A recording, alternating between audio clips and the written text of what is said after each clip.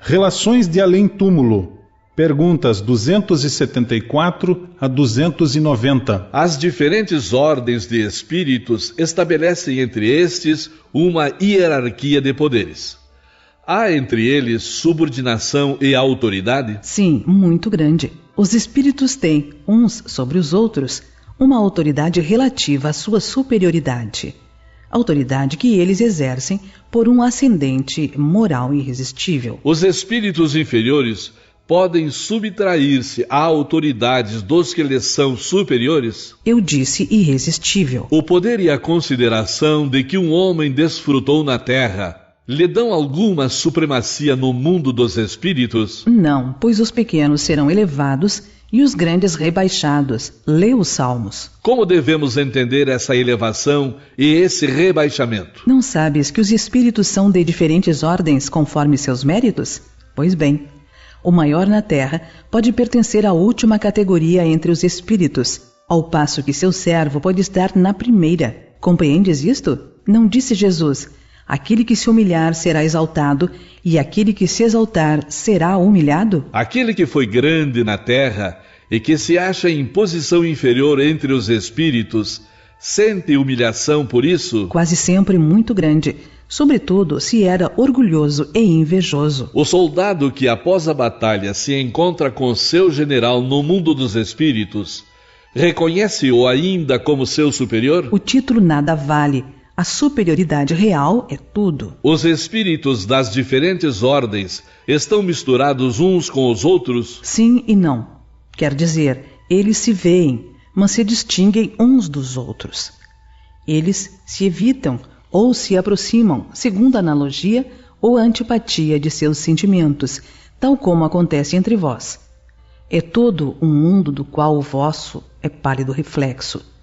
Os da mesma categoria se reúnem por uma espécie de afinidade e formam grupos ou famílias de espíritos, unidos pelos laços da simpatia e pelos fins a que visam. Os bons, pelo desejo de fazerem o bem; os maus, pelo desejo de fazerem o mal, pela vergonha de suas faltas e pela necessidade de se acharem entre seres semelhantes a eles. Tal numa grande cidade, onde os homens de todas as classes e de todas as condições se veem e se encontram sem se confundirem. Onde as sociedades se formam pela analogia dos gostos, onde o vício e a virtude convivem lado a lado sem se falarem. Todos os espíritos têm livre acesso a qualquer região? Os bons vão a toda parte e assim deve ser, para que possam exercer sua influência sobre os maus. Mas as regiões habitadas pelos bons são interditadas aos espíritos imperfeitos, a fim de não as perturbarem com suas paixões inferiores. Qual a natureza das relações entre os bons e os maus espíritos? Os bons se empenham em combater as más inclinações dos outros, a fim de ajudá-los a subir. É sua missão. Por que os espíritos inferiores se comprazem em nos induzir ao mal? Pelo despeito de não terem merecido estar entre os bons. É desejo deles impedir, tanto quanto possam, que os espíritos ainda inexperientes alcancem o supremo bem. Querem que os outros experimentem o que eles próprios experimentam. Isto também não acontece entre vós? Como os espíritos se comunicam entre si? Eles se veem e se compreendem. A palavra é material, é o reflexo do espírito. O fluido universal estabelece entre eles uma comunicação constante. É o veículo da transmissão do pensamento.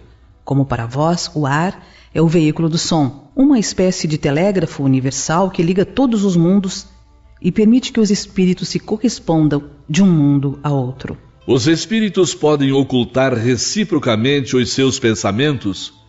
Podem esconder-se um dos outros? Não. Para eles tudo é patente, sobretudo quando são perfeitos. Podem afastar-se uns dos outros, mas sempre se veem. Isto, porém, não constitui regra absoluta, porque certos espíritos podem perfeitamente se tornar invisíveis a outros espíritos, se assim julgarem útil. Como é que os espíritos, que não têm mais corpo, podem constatar suas individualidades e distinguir-se dos outros seres espirituais que os rodeiam? Eles constatam suas individualidades pelo perispírito. que os torna distinguíveis uns dos outros como o corpo entre os homens. Os espíritos se reconhecem por terem convivido na terra. O filho reconhece o pai, o amigo reconhece o seu amigo. Sim, e assim, de geração em geração. Como se reconhecem no mundo dos espíritos os homens que se conheceram na terra? Vemos a nossa vida passada e lemos nela como num livro, vendo o pretérito dos nossos amigos e dos nossos inimigos. Aí vemos a sua passagem da vida para a morte. Ao deixar os seus despojos mortais, a alma vê imediatamente os parentes e amigos que precederam no mundo dos espíritos. Nem sempre imediatamente. Como já dissemos, ela precisa de algum tempo para reconhecer-se e desembaraçar-se do véu material. Como a alma é acolhida na sua volta ao mundo dos espíritos? A do justo, como um irmão bem amado e esperado há muito tempo.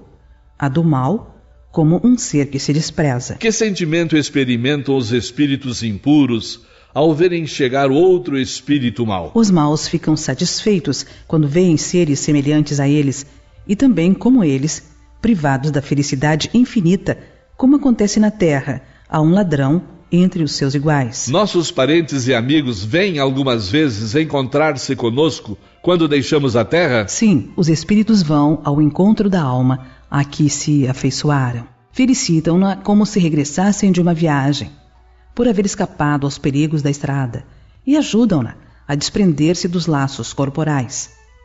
É uma graça concedida aos bons espíritos, quando os seres que os amam vêm ao seu encontro, ao passo que aquele que se acha maculado permanece no isolamento, ou só tem a rodeá-lo os que lhe são semelhantes.